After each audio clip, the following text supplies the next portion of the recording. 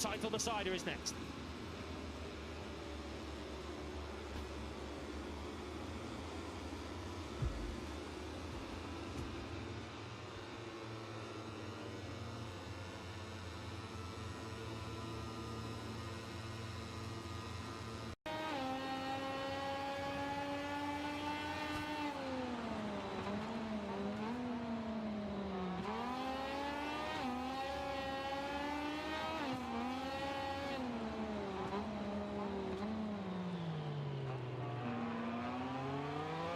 World titles have been decided in Valencia today. We're number 21 with Diogo Moreira on the brink of Moto2 glory.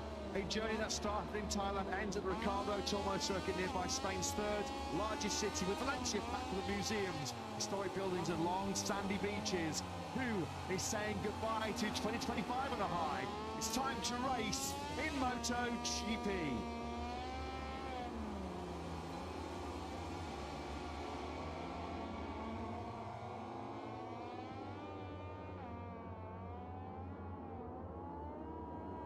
Two World Championships have been decided in 2025.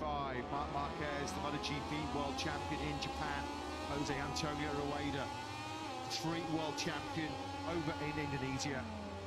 It's all come down to the final Grand Prix of the season to find out who will be our Moto2 World Champion in 2025. 29 times previously in history across the 250s and Moto2 classes. The championship has gone all the way down to the final Grand Prix, the 7th time here in Valencia that the battle has gone down to a tense and what we hope will be a dramatic final chapter of this 22-round campaign. It is very much advantage Diogo Moreira, who is on the brink of history here this afternoon at the Ricardo Tormo circuit. Since World Championship racing began all the way back in 1949, there has never been a rider from Brazil that's been able to lift Grand Prix world title. Moreira already with one hand and four fingers on the trophy after his brilliant victory from pole position 7 days ago in Portimao. Sees him 24 points clear of Manu Gonzalez. It's very, very simple as far as the Spanish rider is concerned. If he has to have any hope, any prayer of wrestling the championship out of the grasp, out of the clutches of Moreira, he simply has to win at this 22-lap Moto2 battle coming up shortly. Our two title contenders then, Manu Gonzalez, the best qualifier of the pair, 5th place, 4 places and 1 row ahead of Moreira. There'll be some tension, there'll be some nerves, there'll be some butterflies for the normally ice cool Brazilian racing for the Italtrans racing team. Will he make the move to MotoGP in 2026? Will he make the move to MotoGP on Tuesday here in Valencia as the Moto2 World Champion? After 21 Grand Prix, after fighting on 5 continents and 18 countries, it all comes down to this. Moreira versus Gonzalez. That's the final question to be answered in 2025. Who will be our Moto2 World Champion? He looks relaxed, nothing to lose, zero pressure really on the shoulders of Gonzalez. Matt Brown, Lewis Dillon in the commentary box, Jack up the yard down in pit lane. Well, he's just going to go all in for the win, has the Manu Gonzalez with Jack on the grid. Yeah, great of Manu to chat to us on the grid ahead of this. The season, the championship decider, Manu. What a season it's been. You know exactly what you've got to do. What's the plan? Well, I have no words for today. Really, it's for now a dream day. We will fight with all we can, but I'm super emotional now, and I push with all I have, with all my heart, until the end, until the last corner. I don't want to cry yet because we still have many work to do. 22 laps with full push. We will try to win, and if I win, I will be super satisfied. Whatever happens, it's been an incredible season. Good luck, Manu. Thank you so much. Thanks very much, Jack, and fair play to Manu Gonzalez for agreeing to talk to Jack down the grid in what's been the biggest day of his life. It feels like Moto2 in 2025 has really been a tale of two halves. Second half, it really has gone wrong, hasn't it, for Gonzalez? No podium in the last 7, no win in the last 12 since Mugello. A 39-point lead has become a 24-point deficit in the last 5 rounds alone. A as far as Gonzalez is concerned. Moreira could become world champion and return the biggest points deficit in Moto2. 61 points behind Gonzalez he was at the mark. Fernandez was world champion in 2022, moved 59 points back stage. It's all in the hands of Moreira. He is a massive favourite. Having been so brilliant of late, wins in Mandalika and crucially last time out in Portimao. This is his championship wins. Yeah, just to reiterate, as you saw on screen a moment ago, Diogo Moreira, if he finishes in the top 14 today, he's world champion, even if Manu Gonzalez wins the race. Manu Gonzalez's only path to the title today is by winning this Valencia Grand Prix and hoping that Moreira finishes 15th or lower. And winning this Grand Prix will not be easy for Manu Gonzalez, in part down to this man, Dani Holgado, who starts from a fourth pole position of the season. He's been fantastic, hasn't he, of late? Dani Holgado, 6th row in the last 10 with those 4 poles. Only title contenders Moreira and Gonzalez have had more. Alex Escrig is finding some fantastic late season form for forward factory team. He's 6th place on the grid, and he's with Jack. Yeah, great Saturday, Alex, and your pace looks pretty competitive as well. It feels as though there's a real podium opportunity today. Well, we'll see. Realistic, that's the objective, but it's not easy for sure. There are a lot of riders like stronger as me or more, so we will fight for that. We are in home. That's a positive thing.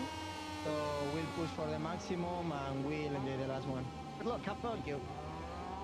Yeah, thanks very much, Jack. Brilliant performance so far this weekend by the 21-year-old, of course, born and bred right here in Valencia. Only the 2nd time in 47 Grand Prix.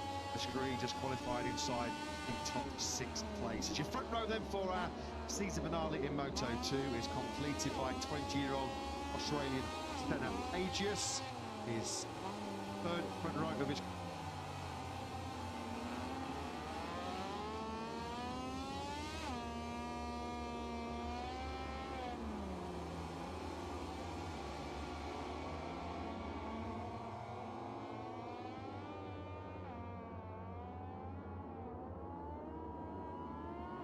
Jack. Yeah, and the helmet in front of me here has got a really nice...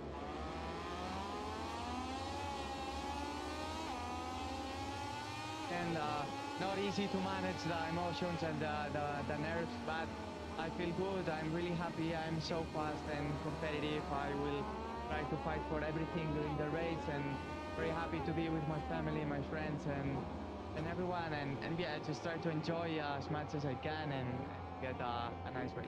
Have a good one. Thank you so much. Yeah, thanks very much, Jack. Thanks to the 28-year-old Spaniard Albert Arenas. Bookending his career, he made his Grand Prix debut here in Valencia all the way back in 2014 in Moto3.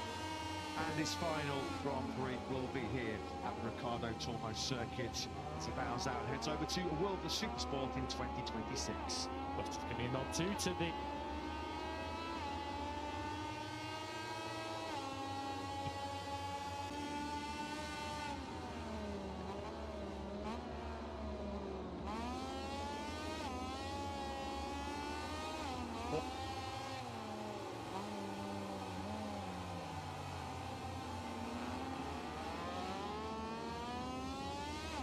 of free practice 1 on Friday morning, one of which has left him with some contusions to his torso. He is a super fast starter, so I'd be very surprised if he's not leading at the end of lap 1. But Diogo Moreira's task is just to get through lap 1 unscathed. He has plenty of Brazilian support here this weekend, and you feel that there is a way of Diogo Moreira coming unstuck and not getting the top 14 finish he needs. Then the lap 1 battle through those first 2, 3, 4 corners is perhaps his biggest stumbling block. 4 podiums in the last 5. So crucial, so decisive in this championship battle. Moreira started to find some serious form just as Manu Gonzalez was struggling for form. Well, there are several riders who we're wishing farewell to today. Jake Dixon bound for World Superbikes in 2026, of course, a 3-time winner already so far this year. I'd like to say Jake joins Jack. Jake, obviously not the ideal Saturday, but like we've said to a lot of riders, emotions high for this one. How are you feeling ahead of it? Yeah, honestly, yeah, I'm content. I'm content with that. Yesterday didn't go to plan. That's life. I have actually not bad pace, so it's just about being aggressive, but also staying out of trouble in the first few laps. And if we can break into the top 8, top 7, I'd be really, really happy from where I am. Have a good one. Cheers, thank you. Yeah, thanks very much to the 29-year-old Brit, a 7th-time winner in the Moto2 World Championship. Top 10s overall in Moto2 history in terms of podiums. On 22 is Dixon. Only once, though, in 2025 as he started a Grand Prix lower. That was a 20th place when he finished 20th at the Red Bull Ring over in Austria. That's very, very simple. Moreira, champion, he finished the race inside the top 14. Let's get some thoughts from Francesco Manzoni at Taltrans Racing. Well, Francesco, this is it. 24 points to World Championship leads. How's Diogo feeling? Obviously a bit nervous, but it's normal. I think 10th would be good for the race. He knew what to do, so we let him go and let's enjoy the race. Have you told him on how to attack the first laps? Obviously being mid-pack isn't ideal. Yeah, I think every rider has a start strategy, you know, especially here long straight. We start from the inside, so I think he will go on the inside, and then we see turn 2, turn 4, what's happening. I hope nothing, and then let the race go. Good luck. Thank you. Yeah, good luck to all. Connections to Taltrans Racing. They've been here before. Enea Bastianini was the Moto2 World Champion 5 years ago in 2020 with the Italian-based team. It's going to take a massive choke here, isn't it, from Moreira to lose this world title.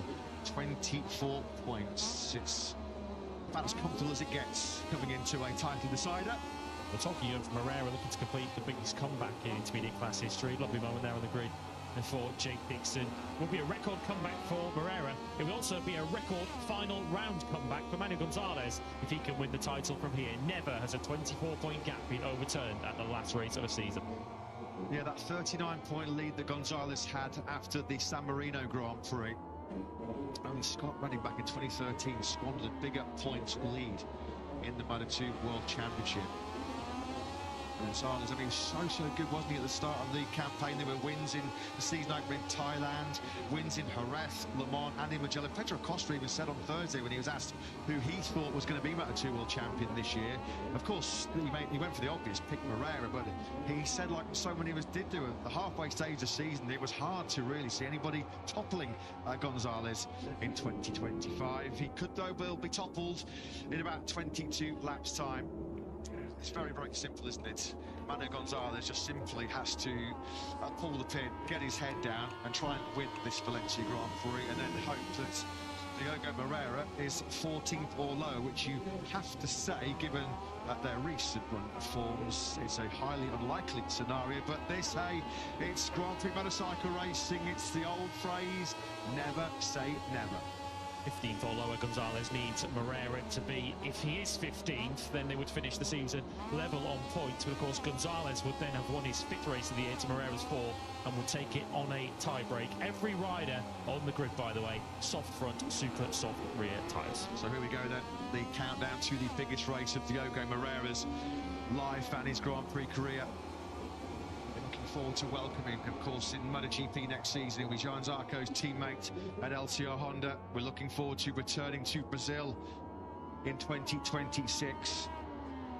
Round 2, I'm sure there's barely a spare ticket already with Diogo Moreira's rise to prominence. He only came into the Grand Prix paddock in 2022, 21 years of age, and what a meteoric rise it will be for the Brazilian. If in just 4 seasons he's a Moto2 World Champion and heading to MotoGP. Manu Gonzalez then simply has to win this Valencian Grand Prix to have any hope, really, of winning the world title. He starts from 5th place on the grid, 1 row behind him. Back of the 3rd row in 9th.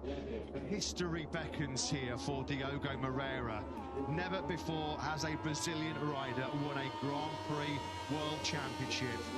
Well, after 76 years, just 22 laps stand between Moreira and history.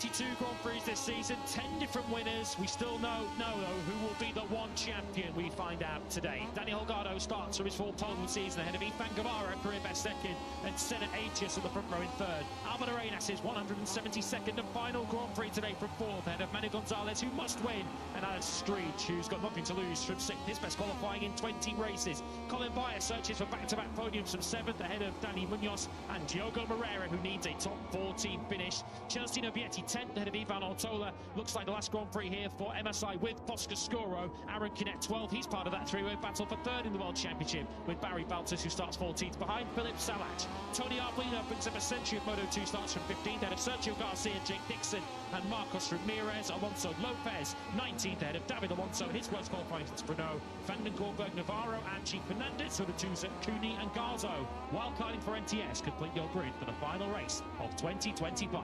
Here we go, that warm-up lap underway. Diogo Moreira versus Manu Gonzalez. It's been the story for much of this year's Moto2 World Championship. Moto2 in 2025 has delivered some spectacular action, hasn't it? So many times we've been at the end of a Grand Prix day and say, well, Moto2 was the race that had us on the edge of our seats. It was the race that had us snoring the fingernails. There's going to be some cute fingernails inside of Taltrans Racing right now, and in particular Liquid Moly Dynavolt intact as well. Comes down to this, the longest season in Grand Prix history. The title decider about to unfold in Moto2. The three previous occasions when the Moto2 World Championship was decided right here in Valencia. It went the way of Stefan Bradl in 2011, it went the way of Remy Gardner, the Australian, in 2021, and it went the way most recently of Augusto Fernandez in 2022. Aside from Moreira and Gonzalez, there are 25 other riders to keep us occupied ahead of this 22-lap final Grand Prix in Valencia. Omens good for Danny Holgado. Spanish riders have won the last 4 Moto2 Grand Prix here in Valencia. Martin, Fernandez, Pedro Acosta, and most recently Fermin Aldeguer. Those four, of course, have gone on to ride successful MotoGP careers, haven't they? Starting his final Moto2 Grand Prix then, Jake Dixon. Special farewell message for the Mark VDS Racing crew, for the 29-year-old Brit. Most likely he'll bow out as a 7-time Moto2 winner. Big ask for Dixon to get himself in victory contention, coming from down in 17th place, sandwiched in between the two Spaniards, Sergio Garcia and Marcos Ramirez. Ramirez, another rider who looks like he's heading over to World Supersport in 2026. Final time then in 2025, the Moto2 field come to the grid. It is the Grand Prix of Valencia.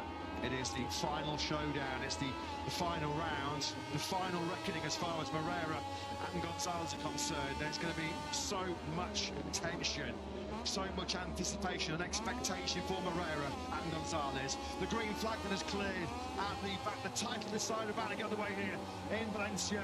Lights out racing in Moto2 here at the Ricardo Tormo circuit. It's a really good start from pole position by Holgado. Guevara got a really good launch anyway from the middle of the front row in second. In fact, it will be Guevara will lead the field down into the first corner. Moreira is safely through turn one. He's just side by side there with Vietti and Estrich. I think he's up one place as Moreira, safely through turn one. Through some moments now, he's on the outside though into turn two. The rider's on the inside, tense moments, but Moreira is safely through.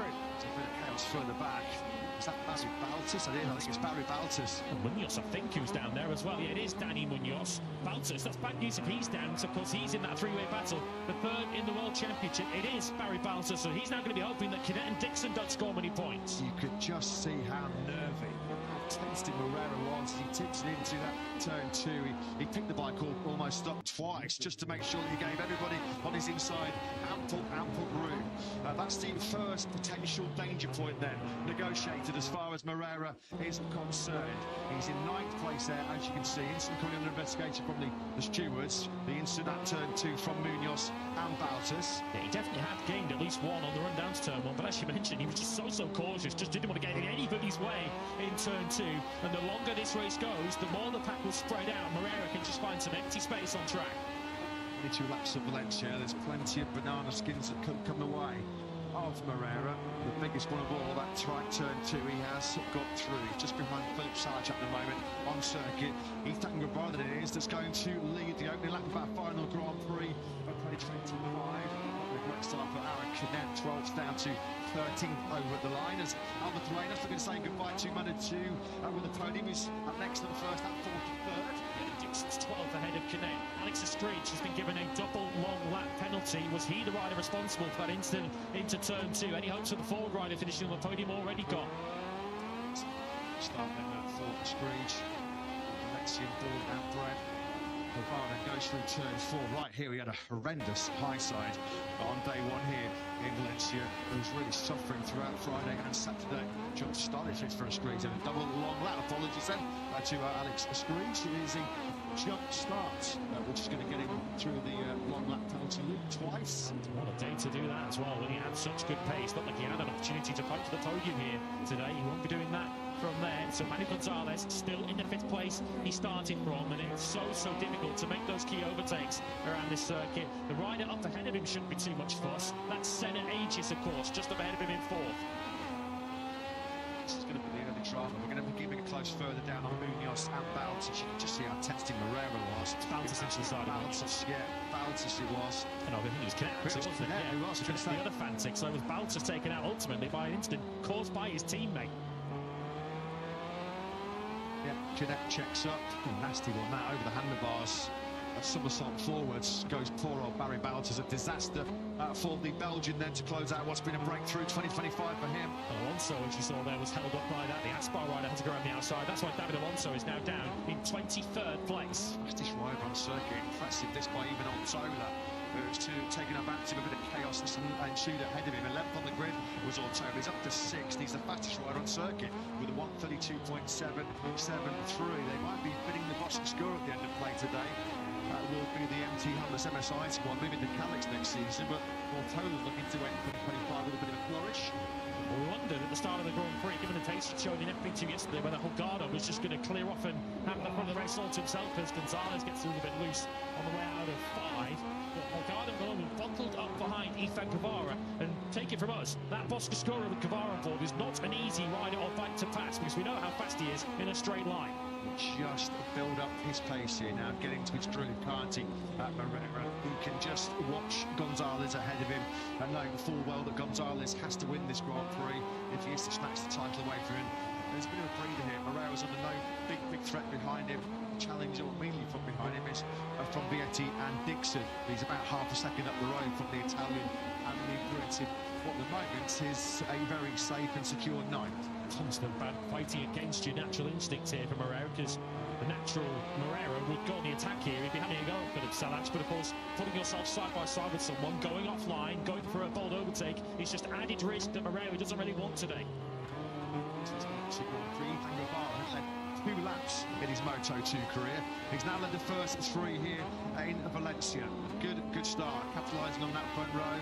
Got the jump on Holgado on the brakes down into the first corner. There's been nothing in terms of retaliation from Holgado. It's an all Spanish top 3 at the moment. Guevara, Holgado, Arenas. Arenas is picking up his pace in 3rd. So through his Aegis in 4th place. Those 2 doing high 32s. It's worth reiterating, Ivan Guevara is hurting here this weekend. He had 2 crashes on Friday morning, the first of which was on some track contamination here into 6, and then he had a high side after the session resumed at turn 4, which left him with some contusions on the left side of his torso. So Guevara gritting his teeth. I guess he's got the ultimate incentive to push through the pain, leading this race. There is Moreira, then you can just see Moreira. If this was at the start of the season, by now he would have had a move, or had surely gone for a move on Salac and Guevara ahead of him, but at the moment just content. As you can just see up the road, Gonzalez is making no forward progress in 5th place. He's in a perfect position here, isn't he, Moreira? One eye on his main championship rival. It always a bit of a twitch there, wasn't there? As he came out on the gas coming out of 11.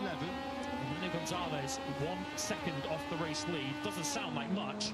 Of course, he's got 4 riders to clear first before he can think about piling some extra pressure on Diogo Moreira. I'm sure the team are keeping Moreira, if he's not aware himself, by looking up the road, but just where Manu Gonzalez is in this race. Yeah, the problem for Gonzalez is Valencia so tight, so compact, just on the 4 kilometres in length, one of the hardest tracks to overtake on. As Ortola then on the outside. Gonzalez surely will hold this position because he's got the inside on Ortola, but this is a fight that Gonzalez does not need to be out-brilliant this by Ortola, who we said was a rapid starter for 11th on the grid, but one now, the rookie, as we mentioned eventually looking to end Mid 25 with a flourish. That means the P5. And that just put the further dent in any hope Manu Gonzalez had of snatching this title away at the front. Aaron Canet has now been given a double long lap penalty, and we might have got this one right. I think that one will be down to what happened at the start of the race. Canet is an early season title contender, wasn't he? Where he has faded dramatically out of contention. His podium in Valencia, his only podium in the last 12 coming in to this Valencia Grand Prix. Just the one victory in 2025 for Canet, who's seeking a fresh challenge, fresh motivation and incentive in the Alpine Regions next year. So double long lap penalty coming the way of Canet. Yeah, while Barry Baltus might be in quite a bit of pain right now after that crash that Canet caused, that does boost Baltus's hopes of taking third place in the World Championship, because Canet does need, with Baltus out of the race, Canet needs to score 6 points. That's a top 10 finish. He's not going to be achieving that with a double long lap penalty and already P14. There's been a fair bit of friendly fire in that turn two this weekend. We saw Juanmir collect his Honda MotoGP teammate Luca Marini turn 2 in the sprint yesterday. 2 other teammates entangling from Fanti Racing in Moto2. Vietti and Dixon are starting to close up here, aren't they? On Moreira. Over the line we go. It's still Guevara that leads. Couple of tenth areas of Holgado from pole. Arenas is still in third place. The significant move on that last lap was made by Montoya, as we saw, pinching a bit away from Gonzalez. Will Diogo Moreira play this then? If Vietti and Dixon start getting a little bit close to him, does he just say, this is not a fight we need to pick today, you guys can come on through and I'll just sit at the back of this train? There are yellow flags in the first sector. Doesn't involve our title contenders. It's Sergio Garcia whose name is tumbling down the order. The Grassini rider out at his home Grand Prix. Aegis up into third place, found a way through then onto the podium ahead of Albert Arenas. Mentioned before the Grand Prix, he starts in the front row. You can almost put your mortgage, can't you, on Aegis, getting the job done and finishing on the podium. As we're going to find out what's happened to Sergio Garcia, locking the front on the brakes down into turn 2.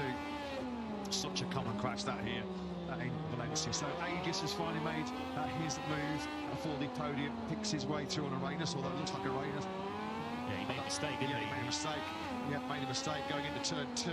So a bit of a gift there for Aegis. He says thank you very much. And on what is his 50th Grand Prix start, another podium beckons for the Aussie. We've also lost Eric Fernandez, who is, I guess, in a roundabout way, the replacement for Garcia at MSI after he started the season with that team. Fernandez has also crashed out of this Grand Prix, so we've lost 2 Spaniards on this lap. Canet has come through for the first of his long lap penalties, which has now dropped him out of the points. Over the line we go then. At the moment, Ethan Guevara has not seen anybody else in the rear tyre in this Grand Prix. Once again, that advantage just over 2/10 of a second back to Holgado. Aegis in there in third place. Just a bit of a gap emerging now between the 2 Spaniards at the front of this Grand Prix. Arenas out the seat there on the exit of turn 1. It's been getting a little bit messy this for Arenas. He made the mistake here at 2 on the last lap to allow Aegis through. And now Ortola's come through him as well, so Ortola up into 4th now. Ortola probably fed up of seeing all these other rookies getting all the limelight this season. We've seen victories for Holgado, for Alonso, podium finish for Baia last weekend in Portugal. Ivan Ortola on the MSI Bostascuro. The last race will be saying that he wants some limelight too. Well, Gonzalez has got to make something happen here, hasn't he? Big time. At the moment, there's nothing really happening for the Spanish rider. Started this Grand Prix in 5th place. He's now back in 6th. Chance in here. It's Colin Baia. Clearing that. Got around 22. He's still up. I mean, Baia, the Vietti graphic, it still throws me. It is Baia in 7th. It's Vietti in 10th place. This is Gonzalez and now working his way to the rear tyre of Arenas. There is that little bit of a gap there now between Guevara, Holgado and Aegis. It's just under 7/10 of a second. Holgado will have recognised by now that this is not going to be an easy mirror signal manoeuvre overtake on Ethan Guevara, because as I mentioned, throughout the season, generally whenever you look at a Moto2 speed chart, it's generally Guevara who tops it, so it's not going to be an easy one for Holgado just to whistle past. We now start lap 8 of 22, still just under 2 seconds covers the top 7, so it's not like Gonzalez is getting dropped in 6th place, but there are so many riders he has to try and clear before he can even think about putting some pressure on Moreira. Only one rider on that last lap in the 32s. He goes by the name of Danny Holgado. And Gonzalez gets through on the Arenas. Just said he has to make something happen. He has got to try and produce something here, hasn't he, Manu Gonzalez? So he's through on Arenas, back exactly where he started then in P5. Holgado, as mentioned, is the only rider in the 32s. We know how good Holgado has been throughout the second half of his rookie season in terms of tyre management. At times this year, looks anything but a rookie, has he? Holgado fighting for another win from that full pole position of the season. Guevara has got some big trouble brewing here. As it stands then, 20 points would separate the top two in the World Championship, and that's not going to be a number that Manu Gonzalez will be too pleased with. Remember, he lost 20 when he was disqualified from second place in Indonesia. Moreira now under some big pressure from Vietti and Dixon, and as mentioned a few laps ago, is this one that he's just going to happily concede. Vietti and Dixon, two of the most experienced riders in this Moto2 field. They know the significance, they know the gravity of this situation. They're going to come up and take any silly risks, making any bad time moves to try and get through here on Moreira's head. Picasso, who's wildcarding for the NTS chassis, who's become our latest faller in this Grand Prix. So there is Moreira, Vietti and Dixon behind him. If he senses the move coming, Moreira, well, he'll give them the width of the Ricardo Tormo circuit, ready to find a way through. It's still Guevara then, as we tick off 8 laps of 22 here in this final Grand Prix, that is fending up Holgado. Aegis third, sensational ride this by Ortola, who's come from 4th row of the grid and 11th to 4th. Manu Gonzalez has wrestled back that 5th from Arenas. Back with Moreira. Gonzalez and Moreira are exactly where they started this title-deciding Grand Prix, 5th and 9th. Aegis, Ortola and Gonzalez, though, are starting to come back at the leading pair. The two Spaniards, 28 and a 27. Guevara and Holgado, who lead this race. They did 33-2 and 33-3 respectively. 33 zeros for the trio immediately behind them. So the top 5, which does include Manu Gonzalez, is now closing up again. On board with Moreira, going through the gearbox out of turn 6. Through turn 7, which is more of a high-speed kink, isn't it? As Vietti closes up on the brakes, going into this turn 8, into the infield section we go. It's been a good ride, this, hasn't it, as well, by Jake Dixon, starting way down the grid in the 17th spot. Did some really aggressive work in the first couple of laps to get himself onto the brink of this top 10. How much pace Daniel Holgado really has here. I guess we'll find out if he is able to force a way through Ethan Guevara, given that he's not under some obvious threat from behind. Even if Aegis is pretty close in that 3rd place, it does give Holgado the luxury of being a little bit patient here, potentially waiting for Ethan Guevara just to fall off a bit of a cliff in terms of tyre performance. This is a situation that Guevara's used to in Moto3, not really in Moto2. Aegis can't relax, can he, at all in this battle for 3rd place. He's two issues here, trying to work out how to get ahead of Guevara and Holgado, and how to fend off another Spaniard, Ortola directly behind him. There is Gonzalez then, at the moment, over the line, as we started lap 10 of 22, starting to creep towards the halfway stage of this title decider. Gonzalez is 1.1 seconds behind your race leader, Ethan Guevara. You can see there in the background that Moreira has been seriously dropped by the Valle-Salach battle. He's 1.7 seconds now behind Salach. His risk-reward ratio, well, we know where that's sitting. There's massive reward coming here for Moreira, and he's not taking any risks, is he? It's a big wheelie in the back of the picture there for Gonzalez, coming out of 6, which hasn't helped his quest to try and close down on the top 4. Guevara, as it stands, chasing a first Moto2 win. And we've got Ivan Ortola at the back of this leading quartet, chasing a first Moto2 podium here today. Further down, after his 2 long laps for the jump start, Alex Estrella just worked his way back into the point scoring places. He just picked off Mario. Actually, just outside of the top 10 are Dixon. Big gap then back to Tony Arbolino in 12th. Alonso Lopez in 13th spot. Points for Ramirez at that bridge, as mentioned, as Aegis is trying to come from a long way back. That's not going to work out. Just letting Holgado, though, know that he's right there. Of course, 2 of about 5 first-time winners already in 2025.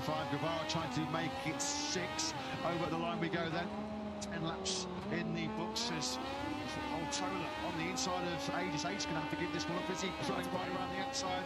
Yeah, there was no way that was going to work out. Of course, Aegis. There's no track limits monitoring through there, so Ivan Ortola will be pretty cross with that, because let's face it, Senna Aegis kept that 3rd place by running straight off the road in the outside of turn 1. Still holding on to that 3rd place though.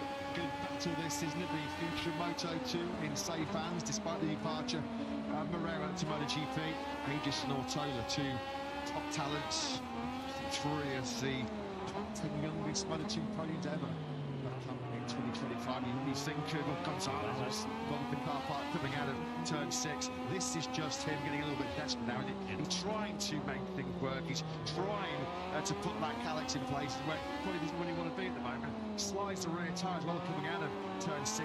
You can visibly see there, it's all getting a little bit messy, just how hard Gonzalez is trying to win this championship. It's all rather immaterial for him at the moment, given that Moreira is still riding in a relatively comfortable 9th place. Might not look the most comfortable ride from there. That's how close Diogo Moreira came to dropping his Calyx, coming through what looks like turn 11. But Diogo Moreira stays on board and stays on course for the title. Moreira, and most of Brazil's Haas just skipped a beat there, didn't they? What a moment that was for Diogo Moreira. What dear me. Pull his heart out of his throat right now is the potential world champion. That was a real scary moment, wasn't it, for Moreira? Thankfully he is still upright and on 2 wheels. He is still in 9th place. Dixon's finally found a way through on Vietti. So Dixon looking to end at Moto2 in style with a top 10, although Vietti, as you can see on the graphic, is just a wrestle back of that P10.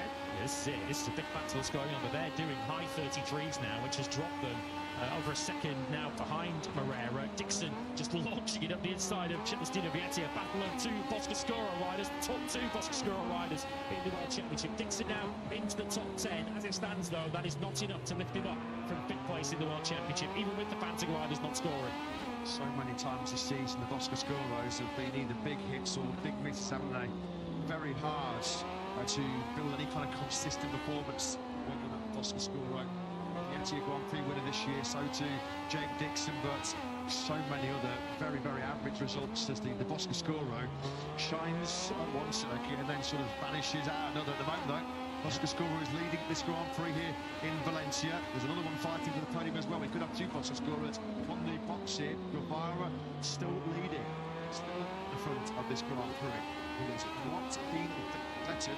That's 6th to run down to turn 1 on that one. Yeah, crucially, that runs turn 1 ultimately going to prove to be in this race, because Guevara has not made a single mistake yet leading this race, and it feels like that's what it might take here for Daniel Morgado. We have 10 laps to go in this final Moto2 battle of the season, and Ortola once again on his Boscoscuro attacking Senna Aegis, and Aegis, whatever line he takes in turn 1, is he going to hold that one this time? An 8 times Moto3 winner, wasn't he, Ethan Guevara? World champion in 2022 as Vaya goes on the inside of Arenas into turn 2. Lovely move that by the Dutch rider. Ethan Guevara's farewell to Moto3 as world champion in 2022 saw him win the Valencian Grand Prix. Looking to be a victor here in Valencia in 2 different categories. Doing a stellar job. He's doing a brilliant job at the front of this race, isn't he, at the moment? Holgado just not being able to get close enough to mount any kind of attack. Well, many thought when Ethan Guevara cruised to the Moto3 title in that 2022 season that he was on the fast track to MotoGP eventually. Fair to say that that hasn't been the case since Guevara moved up to Moto2, but we shouldn't forget that he is within a Pramac team in Moto2, so if he can start stringing these results together next year, he might be on course for MotoGP in the future. I was just checking. I think there are still a few fingernails left inside that Italtrans racing garage. Not many, as the packed garage of the Italian squad looks up to the monitors just to check the progress at the moment. Moreira still in 9th place, exactly where he started this Grand Prix. No forward progress, though, crucially, from Gonzalez, who started P5, still there in that 5th place. Directly ahead of him is his teammate Aegis, who's been picked up by Ortola. This has been a sensational ride by Ivan Ortola. 4th right of the grid, now through up into 3rd place, and he's the fastest rider on circuit. The fastest rider on circuit by a distance. He was about 2/10 quicker than Holgado. This could be a real big shot to close out 2025. Look at Boscoscuro will say, hey, told you my bikes were good, even though this MSI team are getting rid of these Boscoscuros for next season. They're taking 2 Calyxes for next season. So this is Ivan Ortola's last Grand Prix on a Boscoscuro. He might be about to win on it. The Ortola might be saying he wins this. We've got the receipt for the Calyx deal. Maybe we can do an exchange. Brilliantness by Ortola. We know he's a class rider. He was a 4 times winner in the Moto3 World Championship himself. 6 top 10s so far this season. He's certainly on course. Gonzalez makes a right hash of turn 6. He drops somehow back on circuit in front of Colin Vaya. But this, you can just see, he knows. Yeah. He knows that this championship. He's pushing again. Power sliding that Pirelli rear tyre on the exit of turn 8. You can just see the moment dropping back into clutches of Vaya. This is going to be keeping Arenas and Salac interested as well. Well, he is going down swinging. You can't say fairer than that for Manu Gonzalez, but it is clear that he just does not have the pace today to win this Grand Prix. He needs snookers at this stage. Once again, he lights up the rear tyre there on the change of direction from 12 to 13. A championship that he led from the Spanish Grand Prix in Jerez up until, of course, Diogo Moreira snatched the championship lead when Gonzalez crashed into Pang. It looks like Gonzalez's challenge is just going to fall short. 7 podiums in the first 10 Grand Prix. He built up such a commanding early lead in the championship, but his formerly most pivotal part of the season has just completely evaporated. Here comes Colin Viden now, sensing a movement. Gonzalez had no momentum. He's completely burnt up that Pirelli rear tyre. It looks like at the moment. Trying to retaliate, fair play to him. Vilo just drops across his nose as they go through 3. Just a big wheel spin coming out of 1. Lost all of his drive, and Vaya threw on the brakes into 2. He's going to reverse back towards Moreira if he's not careful, because this is Arenas now running 7th, Salac 8th. They're the only 2 riders between Gonzalez and Moreira, and that will just make Diogo Moreira feel even calmer in these final 8 laps of this Grand Prix if Gonzalez is the rider immediately up ahead of him. 7 podiums in the first 10 Grand Prix as mentioned, as now Arenas is going to try and get through on Gonzalez. Got Moreira 3 podiums in those first 10 Grand Prix. He's got no ring at all, is he? Gonzalez. This now for him is not a race to try and win the World Championship, it's a race of survival now for Gonzalez. Fair play to Philip Salac, he's having a good strong ending to 2025 at the moment in 8th spot. Tell you what, Guevara is looking very comfortable here at this stage. His lead is now up to 0.6 of a second over Danny Holgado. It's Holgado just saving himself for a last gasp attack, just trying to give himself a bit of a grip advantage, keep some extra rubber on his Pirelli tyres for the final few laps of this Grand Prix. So at the moment, Guevara has some deep breathing space between himself and the 27. Here is the 27. If anything, he's under greater pressure from Yvonne Ortola. We could have a Bosk Stroll 1-2 shortly. That high side out of turn 4 on Friday. Guevara almost sent himself to the moon. He's going to be over the moon if he wins this Moto2 battle here. It's in his hands. He has been absolutely superb. Just look at the advantage he's been able to build that over Holgado. Up to nearly 0.9 of a second. Holgado's suffering here a little later. Looks like he's hitting his own brick wall in terms of Pirelli grip. And now Ortola. Yeah, he's the threat. Ortola, I thought the number 4 was going to go through into turn 4. Holgado just about resists. Well, spending all of that time right up behind Ethan Guevara. Won't have helped the front tyre for Daniel Holgado. Is it front or is it rear that he's struggling with? Whatever it is, Gonzalez loses another one. He's now behind Albert Arenas. Gonzalez back to 7th place, and once Philip Salac goes past, which surely will be a formality, the 2 title contenders will now be 8th and 9th. Salac goes through, and Gonzalez is now just 1 place ahead of Diogo Moreira. It's all petering out here, isn't it, as far as Manu Gonzalez is concerned.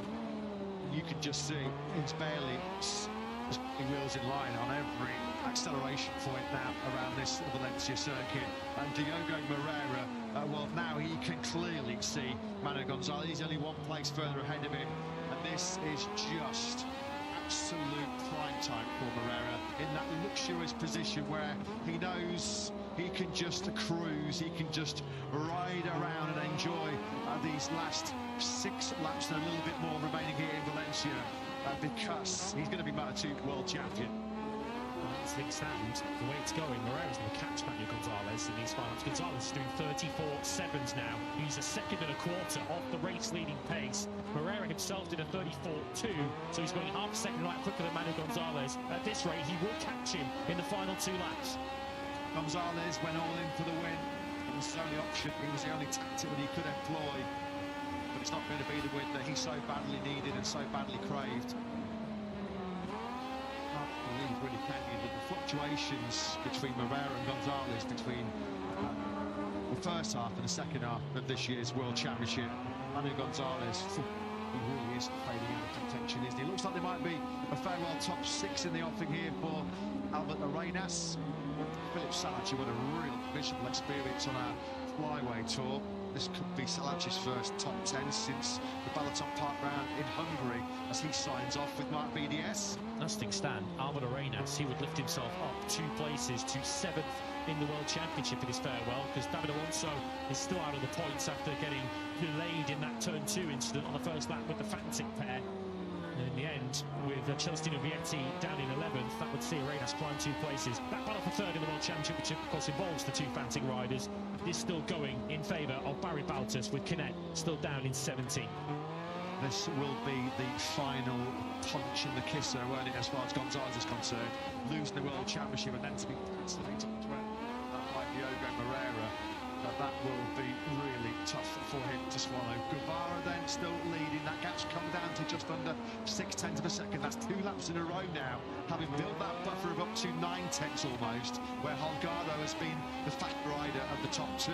Holgado, crucially as well, is just about dragging Ortola along with him. It looks like Ortola's going to be nailed on for his first Moto2 rostrum. He's 1.6 seconds clear of Aegis. Over the line though, Manu Gonzalez is in a 35s. Gonzalez did a 35.5. Yeah, he's lost, but that's Dixon who's just gone through. Manu Gonzalez has got some sort of problem. As he just completely ran out of rear grip. Hopefully that tyre hasn't started delaminating on Manu Gonzalez, but it looks as if the championship runner-up, as we can now call him, is dropping out of this Valencia Grand Prix. It's been nothing but a miserable experience for Manu. As soon as Moreira passed him, there was the look down to the left-hand side of that Pirelli rear tyre. Well, as we mentioned, that's gonna hurt. That is gonna really sting for Manu Gonzalez. After the French Grand Prix in Le Mans, round 6, he was 61 points clear of Diogo Moreira in the championship. So many thoughts. It just shows, doesn't it? Never count your chickens too early. Gonzalez is going to be a Moto2 World Champion in 2025. He's had to deal with 2 crushing blows this year. He's going to lose the Moto2 World Championship. Of course, having tested the track out of brilliant after that great start to his campaign in Aragon. Everybody thought he was going to be World Champion in Moto2 and move to MotoGP. Well, it's Moreira who's going to have that double honour. That's pitting. Gonzalez is coming into the pits. He's out of his group. You can see him with a sarcastic clap there as he comes into the box. It's a shame to see his season ending this way after such a spectacular start to 2025. But Manu Gonzalez is out of the Valencia Grand Prix, and we can now start the celebration for Diogo Moreira. 39 points clear in the championship. Manu Gonzalez was after Misano with just 6 rounds remaining. It looks like he was nailed on to be world champion. He starts to debrief then with his Dynamo in Tancre. You can clearly see he's just like no grip, 0 grip, nothing to offer whatsoever. Holgado's got plenty to offer though, hasn't he, in the battle for this final Moto2 victory now, and he's all across the rear tyre of Guevara. Ortola looks like he's just trying to match this late race pace, but this is now Danny Holgado looking to end what's been a stunning first season in Moto2 from the top step of the podium. Guevara's got it all on here to win for the first time in Moto2. And we'll see the lap times come across line. I don't think this is Guevara slowing down too much. This is just Holgado just injecting some more blistering pace into this Grand Prix. With now 3 laps to go and 1 corner. Guevara has now negotiated that corner, and the key for Guevara here is to get a good run out of turn 14, because Holgado will struggle to pass him with a straight line speed like Boscoscuro. 33.6 for Danny Holgado. The gap now next to nothing. Fair play to Bayer as well on the podium for the first time in Moto2 last weekend in Portimao. He's riding out of his skin once again. What a future we have for the Netherlands rider. He's picked up Aegis on that last lap. Bayer then now up into P4. Ethan Guevara has 8 Grand Prix victories, of course, all in Moto3.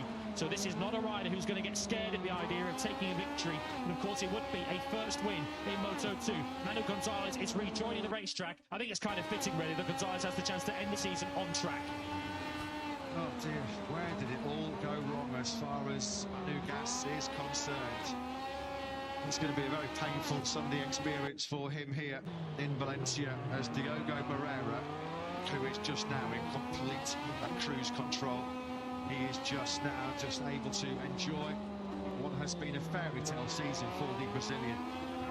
Only arrived in the Grand Prix Paladini in 2022. As mentioned before, the Grand Prix, his meteoric rise, well, it's been stunning. What a rise to prominence it has been. He's going to be Moto2 World Champion.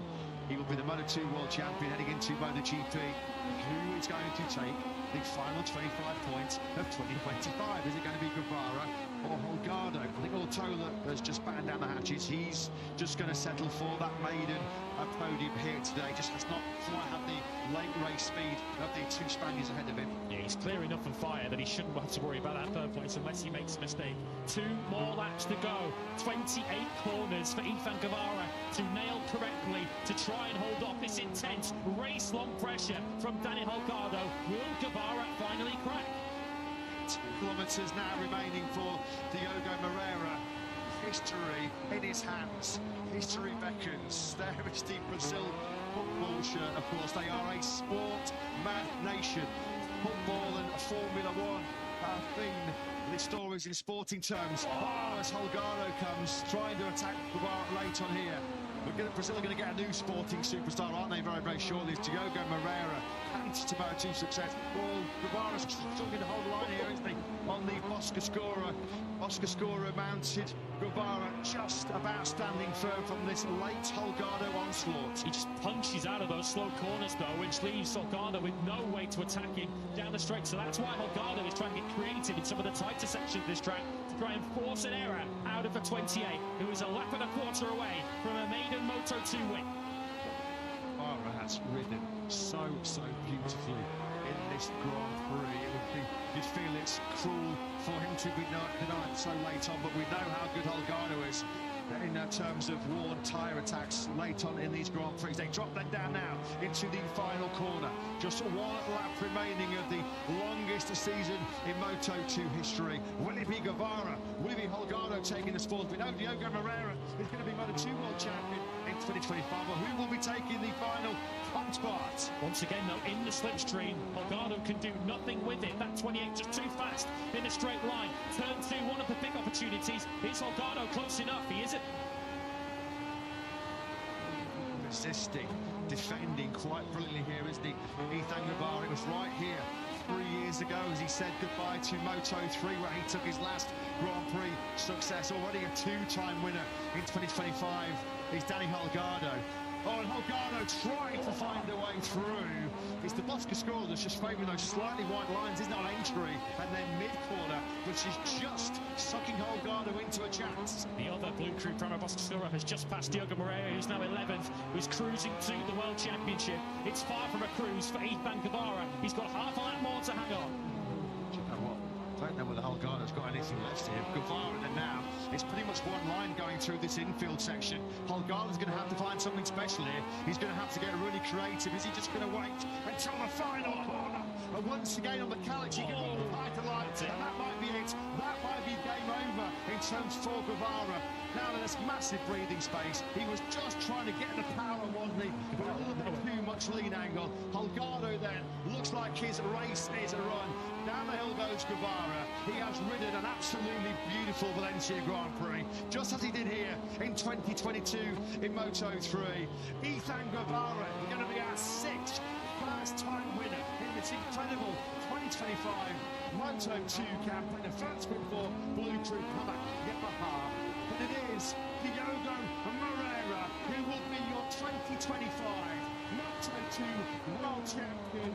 It's history for Moreira. He becomes the first Brazilian to win a Grand Prix title. He was 24 points clear of his closest rival, Gonzalez, coming.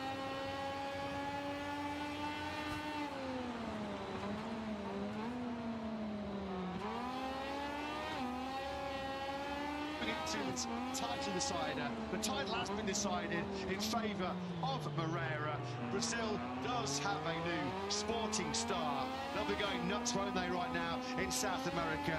Absolutely brilliant by Diogo Moreira. He took the checker flag in 11th place. The Prosecco is going to be flowing shortly. The tears have already started flowing for Diogo Moreira. He will be in MotoGP next season in 2026 as your Moto2 World Champion. He has been ice cool throughout this 2025 season, but the emotion is now unleashed. Diogo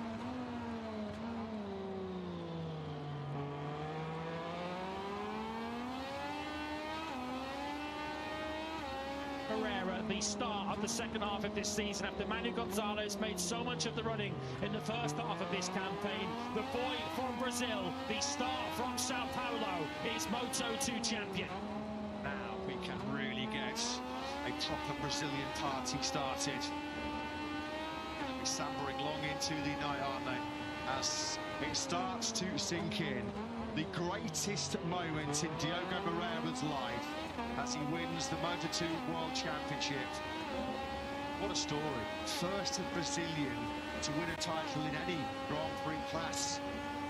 This is the 77th season of Grand Prix motorcycle racing, 76 years since this all began back in 1949. Hard to believe we've had to wait so long for title success. Of course, a pioneer on two wheels for Brazil was Alex Barros, who was a MotoGP race winner. What a star performer Alex was for so many years. But what a way for MotoGP to make a much anticipated and long anticipated return back to Brazil. Stage 56 as we going on for round 2 next season. And the Brazil fans, well, they'll not only have a MotoGP rider to cheer on, they will have a world champion to welcome. He is overcome with the joy, the emotion, the stress of it all. It's been such an incredible Moto2 campaign. You really spoke about Moreira as a potential title contender at the start of the season, but he's gone from Rookie of the Year to World Champion. Some of the great Brazilian stars of football now are listed on the back of those shirts as Moreira boots the ball in delight. Livio Supo, who has been key to the success story of Italtrans, he's speaking to Jack. Livio, you've been absolutely key to Diogo's rise to prominence. What a performance throughout this year. The biggest turnaround in Moto2 history. Did he do it? I mean, first of all, I'm sorry for Manu because he didn't deserve to win the championship with a technical issue. But I think Diogo has proven to be able to keep the pressure, manage it, and deliver only his second season in Moto2. Unbelievable job, so we are very proud of the job the team has done and the rider. Congratulations. Thank you so much. Grazie. Yeah, congratulations to Italtrans Racing. Two sides, of course, to every story. Manu Gonzalez coming up short, and it's tears for the complete opposite reasons. Well, Brazilian football has produced some magic number 10s, hasn't it, now the years? A superstar number 10 on two wheels. Legends like Neymar, Ronaldinho, they iconic Brazilian at number 10s, and joining that club at turn 2, kicking the Brazilian coloured football, is our newest world champion, Diogo Moreira. Jake Dixon is saying goodbye to Moto2. Honda World Superbikes, the next destination for the 29-year-old British rider. He ends it with a great recovery ride. 17th on the grid to 7th place for Jake Dixon. A good look to all of our riders departing Moto2 and again over to the World Superbike or World Supersport paddock next year. I was going to say surely there has to be a number 10 shirt with Diogo's name on the back of it. As mentioned, sporting superstars Neymar, Ronaldinho, Pelé and Rivaldo. And now Moreira. No wonder he's going to keep, I suppose he's got the energy left to kick that ball. Brilliant scenes then here in Valencia. You can see pockets of Brazilian fans in the grandstands. There's going to be some party, isn't there, in downtown Valencia later on this evening. You have been warned if you are in downtown Valencia, because there's going to be partying long into the night. Certainly if you're part of the very big Brazilian contingent. New adventure to be continued, it says on Jake Dixon's shirt there, to be continued in the World Superbike Championship next season. But watch out, MotoGP, because a new Brazilian superstar is heading your way with Italtrans to LCR in 2026 as a MotoGP rookie with LCR Honda. Diogo Moreira might be nursing a bit of a hangover when he climbs on that RC213B for the first time on Tuesday. He won't care a jot about that. Did not even find himself on a podium until round 7 at the British Grand Prix at Silverstone. Surely no world champions had to wait that long for a first top 3 finish in a season. Thereafter, though, Moreira was brilliant. A narrow second place, the closest ever Moto2 Grand Prix to Dennis Onju in that Aragon Classic. Wins in Assen, the Red Bull Ring, Mandalika and Portimao, proving so decisive in the final reckoning. It's a Moto2 World Championship and a MotoGP future reckoning for Diogo Moreira.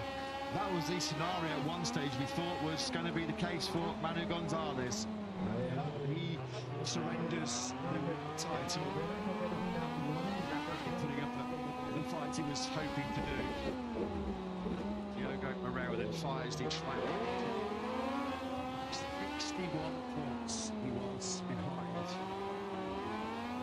championship leader Manu Gonzalez after 6 Grand Prix, after that French Grand Prix. At that stage, after Le Mans, Moreira's best finish had been at the 4th place. At that stage of the season, Manu Gonzalez, including Le Mans, was already a 3 times Moto2 winner in 2025. Tale of 2 halves, as mentioned, in Moto2 2025. The crop of 2025 has delivered us probably some of the best Moto2 races we've ever seen since the championship started back in 2010. This then was the moment where, well, it was curtains. He knew it was anyway. Diogo Moreira siding his way through on a cruising and slowing and a touring Manu Gonzalez. Those two have given us some great moments in 2025, and it was that moment which proved so crucial. Moreira winning the title. Manu Gonzalez, winner in Thailand at the beginning of the season. He lost 2 victories in Jerez, in Le Mans and at Mugello, at which point Manu Gonzalez had a comfortable lead and Diogo Moreira was yet to win in Moto2. How it has flipped on its head in 2025. Manu Gonzalez, he earned the right to be able to finish this season on his bike, on track, but he finishes a gallant runner-up to Diogo Moreira. 29 points in the end is the winning margin for Moreira in the championship. Spare a thought for your winner today. There is no question that this kid is phenomenally talented, and finally it is realised as a Moto2 Grand Prix winner, the 11th different winner in 2025 is Ifan Guevara. Absolute sensational performance. The Spanish rider, 21 years of age, picking himself up on the floor after 2 big crashes here on Friday. I don't think anybody in the paddock, maybe even Guevara himself, doubted whether he'd been in this Grand Prix, let alone winning it, which he has done. World champion then emblazoned all over the visor of Diogo Moreira. Just checking my stats, there's never been a Moto2 world champion who did not finish on the podium until round 7. What a story it has been as far as Moreira is concerned. I remember when he first arrived in the Grand Prix paddock in 2022 as a raw Moto3 rookie. Several MotoGP riders in the know, when they were asked to make their predictions, actually thought Moreira would win the championship in his first season. They know a top talent when they see it. Maverick Vinales being one of the early Diogo Moreira fan club members. Well, he saw something in the Top Gun, as we see our top rider come to Parc Ferme in Moto2 this year. Some great stories in that Grand Prix. Guevara, a first-time winner. Ivan Ortola completing the podium place, the 8th different rider from Valencia, of course. This season is Ortola. It's farewell to a rookie season as far as he's concerned. The multi-coloured wigs then, they're getting ready to greet Diogo Moreira. What has been a day that he will never forget, a season he will never forget. Of course, it is not even 48 hours away from when he gets to enter a completely different game. The biggest challenge of his life coming up soon, as he in 2026 will be mixing it with the likes of Marc Marquez, with the likes of Jorge Martin, with the likes of Alex Marquez, Marco Bezzecchi and Taka Bagnaia. But as he has shown in 2025, his place on that MotoGP grid is richly deserved. And what he's been so good at this year is managing pressure. There have been many weekends in Moto2 this season where he's looked nowhere on Friday. He's not looked like a rider that's ready to win Grand Prix, and he then suddenly pulls a pole up out of the bag on the Saturday afternoon. Took pole position in Indonesia and went on to win. Took pole in Australia, pole last weekend in Portimao, the victory which ultimately set up this final round victory for Diogo Moreira. He has handled so many punches, so many people have questioned his credentials this season, including his title rivals Manu Gonzalez and Aaron Canet. No one can question him now. Just look at the pass. It's already started, as you knew it would do. He hasn't even been able to get his hands on some championship winning Prosecco. Great to see small pockets of Brazilian fans dotted all around this Ricardo Tormo circuit. Second world champion 5 years for Italtrans Racing as well. Previously did it, of course, for the Nea Giannini.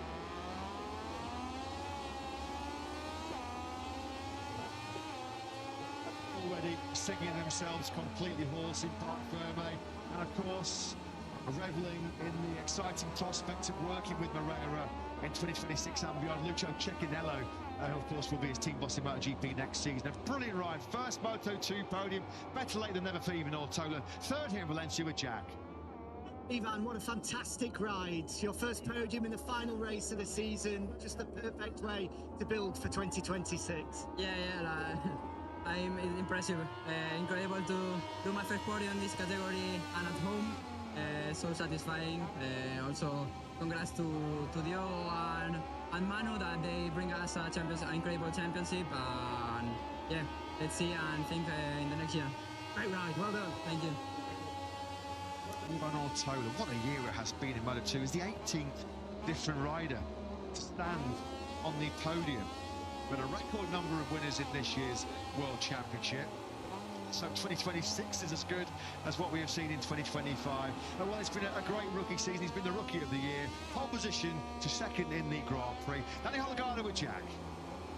Danny, it's been a fantastic year with victories and podiums, and you gave absolutely everything there in the final 3 laps. What are the emotions like at the end? Yeah, the race was a fantastic race for me. I did my best 30 laps.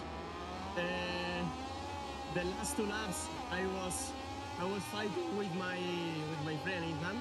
I did it all, but it's good because finish the season, the first year season in Moto2 with a podium is a good end for me. I'm very happy with the year in general because the progression was very good. And thank you to the team for the fantastic job this year. And see you the next year. Thank you. Great ride, well done. Thank you.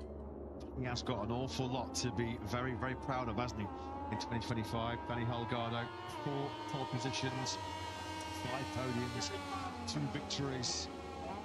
As the Moreira family congratulate Diogo Moreira. This is a great touch as well. Marc Marquez has spent a lot of time keeping a very close eye on the progress of Moreira. I think they've been training partners previously down the years.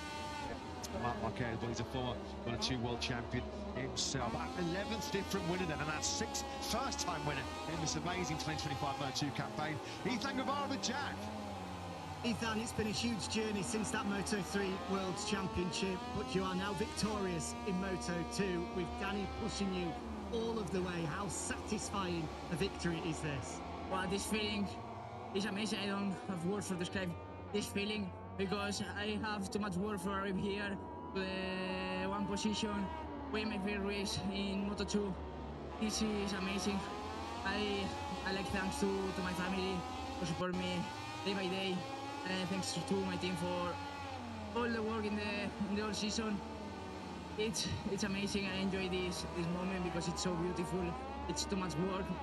I dedicate this race for my grandfather, racing pace. I love you so much. Congratulations. Thank you very much.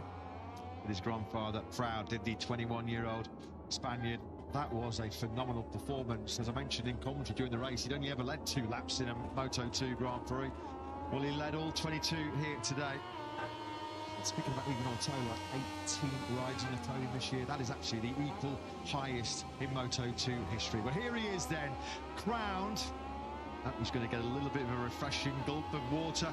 But, ladies and gentlemen, history made. The first Brazilian Grand Prix world champion is Diogo Moreira with Jack. Diogo, you've done it. Moto2 world champion from 61 points behind halfway through the season. Without being world champion, how did you keep that belief to continue fighting and be world champion today? Yeah, so happy. I don't have words to describe this. Only say thanks to all the people who are supporting me this year and also last year. So thank you so much. Now we need to enjoy the moment, try to forget all. But yeah, only say thanks to all the people and see you next year. Huge congratulations. Thank you so much. What a talent. Want a rider to watch in the future. Yeah, that's what it's all about. Numero uno, P1 in the World Championship in 2025. This was the sweetest moment of his Grand Prix career. 11th place. Not going to see too many riders happy with an 11th place, and what Diogo Moreira will be here today in Valencia as it starts to dawn on him the magnitude of his achievement, not just the Moto2 World Champion in 2025, but doing something that no Brazilian had ever managed to do before in prehistory. Something that you can never take away from a rider. You're the first to accomplish anything in your chosen profession. It means you are something very, very special. You are something extraordinary. I'm really, really looking forward to seeing Diogo Moreira in MotoGP in 2026. Well, he's followed quite literally in the footsteps of Pedro Acosta, who was Rookie of the Year in 2022, Champion in 2023. Diogo Moreira, Rookie of the Year in 2024, World Champion in 2025. A meteoric rise for Moreira. Congratulations to Italtrans, their second Moto2 title. Enea Bastianini in 2020, now Diogo Moreira in 2025.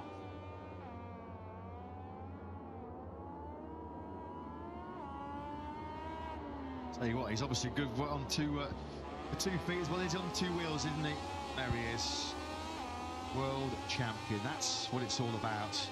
It's all of the sacrifices that Moreira and his family and friends have made for so much of his life. It's all been for this moment. It's all been building, hasn't it, to November the 16th, 2025, the best day of Diogo Moreira's life. We're going to get an initial podium ceremony here involving Ethan Guevara, Danny Holgado and Ivan Ortola. Another all Spanish podium as Gino Bolsoy comes to celebrate Blue Crew Pramac Yamaha's first Moto2 victory. We will then see Moreira come to the podium as a new world champion. And it's nice that Gino Bolsoy gets to accept the prize, because he's been a big part of the Ethan Guevara story. He was the team manager, of course, back at Aspar when Guevara was the Moto3 world champion. Ivan Ortola, part of a podium that's 2/3 Boscoscuro today. So Luca Boscoscuro at least gets to end the season by seeing his chassis succeed. Daniel Holgado, the Rookie of the Year, and Trevor Guevara on that final lap. But Ethan did not blink. His reward is a maiden Moto2 victory. I think many expected it to take 60 Grand Prix, but the day has now come for the Mallorcan. Winning constructor prize then will be accepted by Gino Bolsoy and the Vice President of the Valencian provincial government. It's been so much to Valencia to host this Grand Prix again. Gino Bolsoy dedicates that to what is essentially a new team, of course, in Moto2 this season, the Blue Crew Pramac Yamaha Boscoscuro team, who ends their first season in Moto2 with a victory. Ivan Ortola ends his rookie season with a victory. That's his name to the likes of Holgado, to Alonso, to Colin Vaya as rookies who have stood on a podium this year. Watch out for all of those next year. Watch out for this man, Danny Holgado, 6th in the World Championship and the Rookie of the Year. And he ends his campaign with a 5th podium. Ending the season though as your winner. Second Valencia victory. Moto3 3 years ago. The extraordinary talent that we've all known is there is realised today. Ethan Guevara is a Moto2 winner.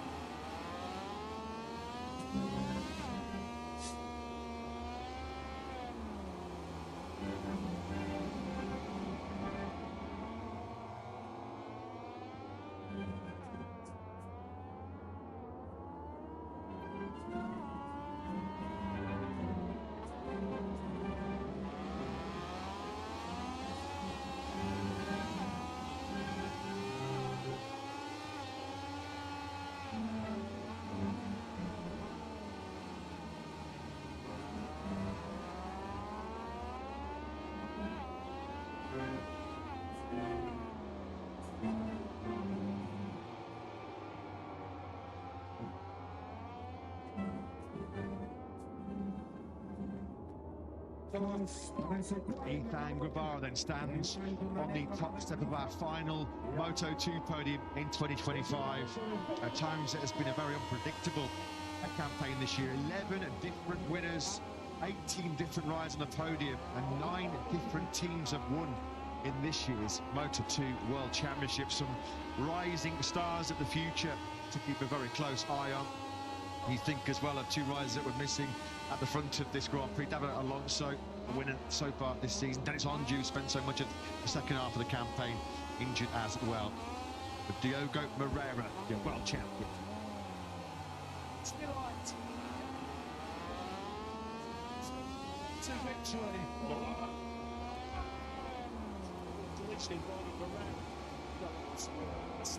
Really, the standout rider here, Diogo Moreira, reignites his World Championship challenge.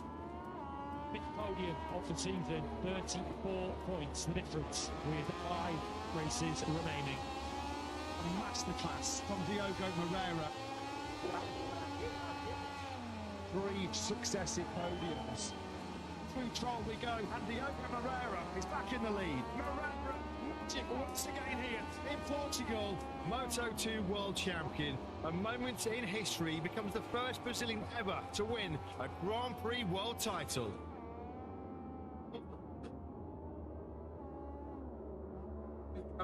There it is.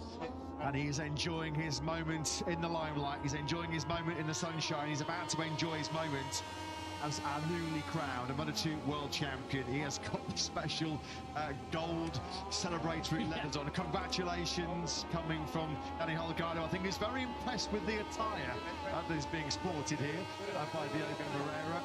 Maybe this time next year it will be Holgado, who could be.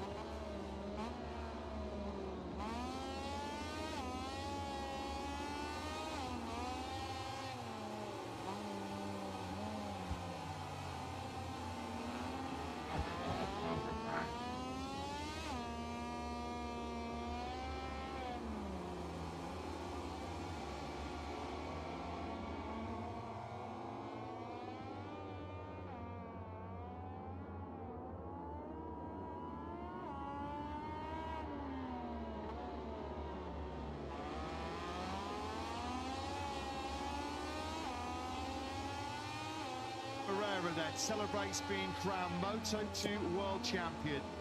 What a moment for him. What a moment in Grand Prix history as he gets the Prosecco shower. MotoGP is the next destination for the Brazilian. He's the first Brazilian to race in MotoGP since Alex Barros on the podium all the way back in 2007.